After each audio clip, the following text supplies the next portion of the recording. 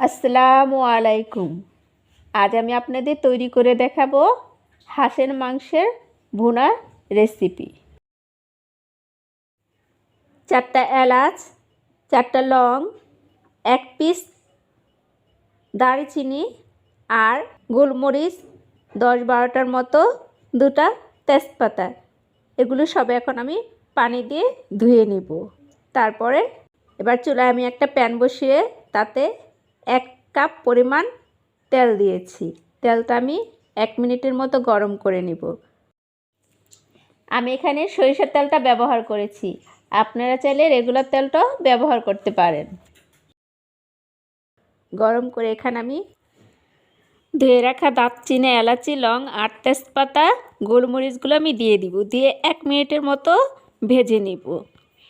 তারপর আমি এখানে 2 কাপ পেঁয়াজ কুচি দিব।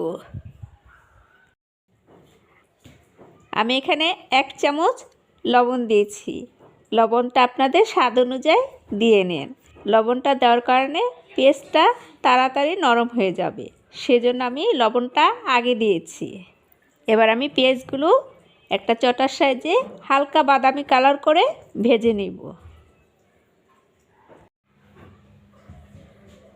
বাদামি কালার করে ভেজে নেওয়া হয়েছে।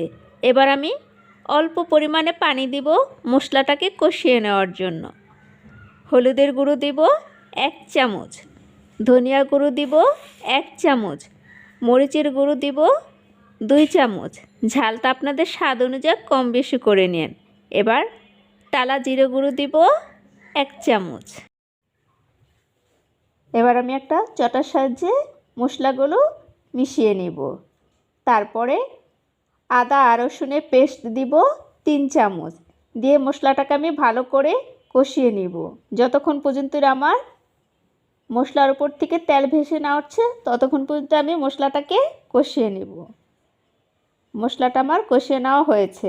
দেখেন তেলগুলো আমার সব উপরে ভেসে উঠেছে।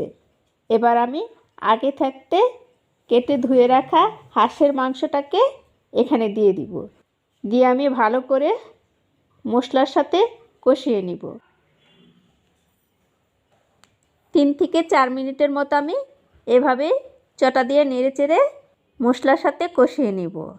যদি আমার রেসিপিটা ভালো লাগে তাহলে প্লিজ সাবস্ক্রাইব করবেন আর পাশে থাকা বেল আইকনটি ক্লিক করে রাখবেন। যখন আমি নতুন কোনো ভিডিও তৈরি করব সবার আগে আপনি পেয়ে যাবেন। এবার একটা ঢাকনা দিয়ে আমি ঢেকে দিব।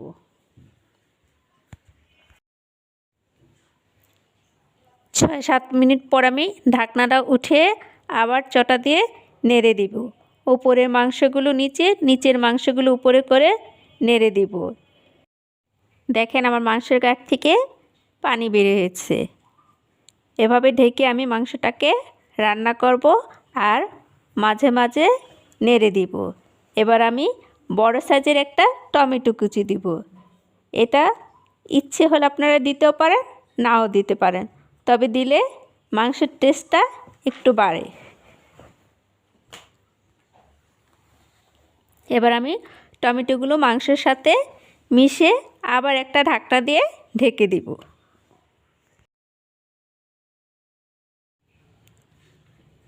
হাঁসের মাংসটা যত কষাবেন খেতে তত মজা লাগে। দেখেন দেখেন আমার টমেটোগুলো সব গলে গিয়েছে। মাংসটা আমার কষিয়ে নেওয়া হয়েছে। এবার আমি 1 কাপের মতো পানি দিব। যেহেতু কষাতে কষাতে আমার মাংসটা সিদ্ধ হয়েছে, তাই আমি এখানে 1 কাপ পানি দিব। আপনারা আপনাদের মাংস সিদ্ধ হওয়া বুঝে পানিটা কম বেশি করে নিন। পানি দিয়ে এবার আমি একটা ঢাকনা দিয়ে চুলার আঁচটা একদম লোতে দিয়ে আমি আরও 10 থেকে 15 মিনিট মতো মাংসটাকে রান্না করব। অন্য পাশে চুলায় আমি 3 চামচ সরিষার তেল দিয়েছি। আপনারা চাইলে এখানে রেগুলার তেলটাও ব্যবহার করতে পারেন। এবার আমি এখানে 2টা পেঁয়াজ কুচি নিয়েছি আর একটা রসুন কুচি, একটা তেজপাতা। এগুলো আমি তেলের মধ্যে দিয়ে চটার সাহায্যে নেড়ে চেড়ে ভেজে নিব। আপনারা বেরেস্তা যেভাবে ভাজেন ঠিক সেভাবে আমি এগুলো ভেজে নিব। ভেজে তেলটা আমি ঝরিয়ে নিব, ঝরিয়ে একটা বাটিতে উঠিয়ে নিব। তারপরে ব্লেন্ডারে ব্লেন্ড করে নিব। আপনারা চাইলে শিলপাটাও বেটে নিতে পারেন। এই পেস্টটা দিলে তরকারির স্বাদটা বেড়ে যাবে, আর হাঁসের মাংসের যে একটা গন্ধ আসে সেটা করবে না।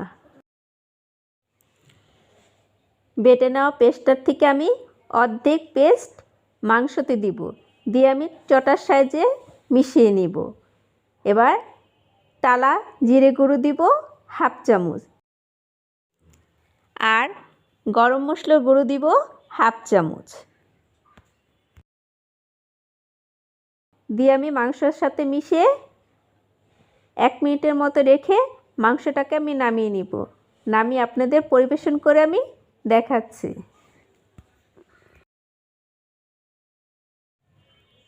তৈরি হয়ে গিয়েছে আমার হাঁসের মাংসের ভুনা রেসিপি।